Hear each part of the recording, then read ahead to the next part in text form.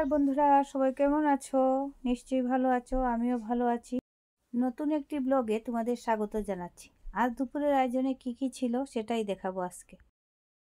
অনেক দিন আলু দিয়ে মাংস খাওয়া হয় না, তাই আজ আলু দিয়ে মাংসের ঝোলটা করলাম। সাথে করেছি এই যে দেখো, সেদিন বাজার থেকে এনেছিলাম কেচকি মাছটা, এইটা আলু দিয়ে একটা আইটেম করলাম।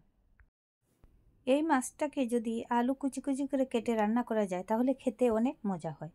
আমি সেটাই করলাম। সাথে দিয়েছি পেঁয়াজ বাটা, রসুন বাটা আর একটুখানি আদা বাটা।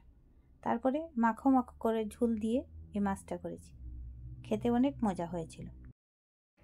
আর এই বাদামগুলো ভেজে রাখলাম। মেয়ে বাদাম ভাজি খেতে ভালোবাসে। কাঁচা বাদাম কিনে আনি প্যাকেট, এনে সেটা চুলায় একটুখানি নুন তেল দিয়ে ভেজে রাখি। মেয়েটার যখন খেতে ইচ্ছে করে তখন সে সেটা খায়। আমারও খেতে ভালো লাগে। কাল রাতে চানাটা ভিজিয়ে রেখেছিলাম আজ ভাজি করব বলে, সেই ভাজিটাই আজ করলাম। এই চানাটাকে পেঁয়াজ কুচি কুচি করে কেটে, তারপরে আদা কুচি কুচি করে কেটে, লঙ্কা গুঁড়ো আর লবণ দিয়ে ভাজি করলে খেতে অনেক ভালো হয়। তোমরা দেখবে ট্রাই করে খেয়ে।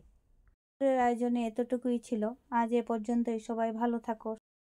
আগামীকালকে নতুন আরেকটা ভিডিও নিয়ে তোমাদের সামনে হাজির হব। এই পর্যন্তই, সবাই ভালো থাকো।